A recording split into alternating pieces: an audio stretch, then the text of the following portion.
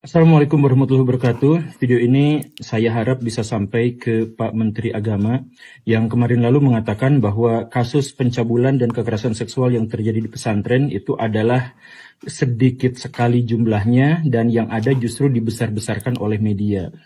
Saya ingin menyanggah itu semua. Saya tidak habis pikir ya dengan Pak Gembul ini dalam kapasitas apa dia ini menyanggah data yang disampaikan oleh kementerian ya atau Pak Menteri, di mana jelas-jelas Pak Menteri ini tentunya punya akses penuh atas informasi dan data yang beliau sampaikan gitu ya teman-teman. Nah, beliau ini peneliti bukan, surveyor bukan, kok bisa-bisanya dengan PD menyanggah data dari Pak Menteri, kecuali setelah dia survei ke pesantren di seluruh Indonesia kemudian menyajikan data tandingan, silahkan Pak Gembul ini bisa menyanggah gitu. Data dari JPPI kan sudah ada, di mana ditemukan sekitar 573 kasus kekerasan itu terjadi di lembaga pendidikan agama, dan 241 atau sekitar 42% itu adalah kekerasan seksual teman-teman. Nah, sedangkan kasus yang terjadi di pesantren menurut data JPPI itu 114 kasus teman-teman. Jika kita hitung teman-teman persentasenya dengan jumlah pesantren yang ada di Indonesia sekitar 344 ribuan, maka kasus kekerasan seksual di pesantren itu sebesar 0,033%. Nah, jika kita rata-rata itu hanya 0,00033% kasus tiap pesantren.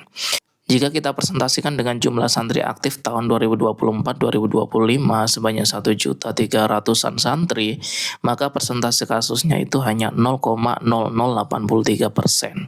Artinya sekitar rata-rata itu hanya 0,0000827 kasus per santri. Nah, jika kita tarik kesimpulan teman-teman, potensi kasus pelecehan seksual di lingkungan pesantren itu sangat-sangat kecil.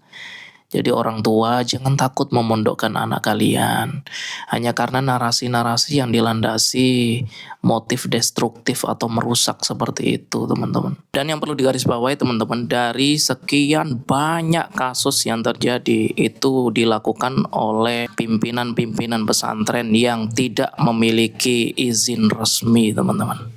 Dan ini yang harus kita pahami. Jadi ini kalau digeneralisir dengan narasi-narasi yang disampaikan oleh beliau, ini sangat berbahaya sekali. Dan jika kapasitas Pak Gembul adalah intelektual, guru, atau ngakunya itu pendidik, harusnya data yang sudah ada itu dianalisis, diredaksi, dan dinarasikan dalam bentuk edukasi. Tapi yang dilakukan beliau ini sebaliknya teman-teman, narasinya bisa memicu perpecahan dan bisa merusak reputasi pondok pesantren yang ada di Indonesia.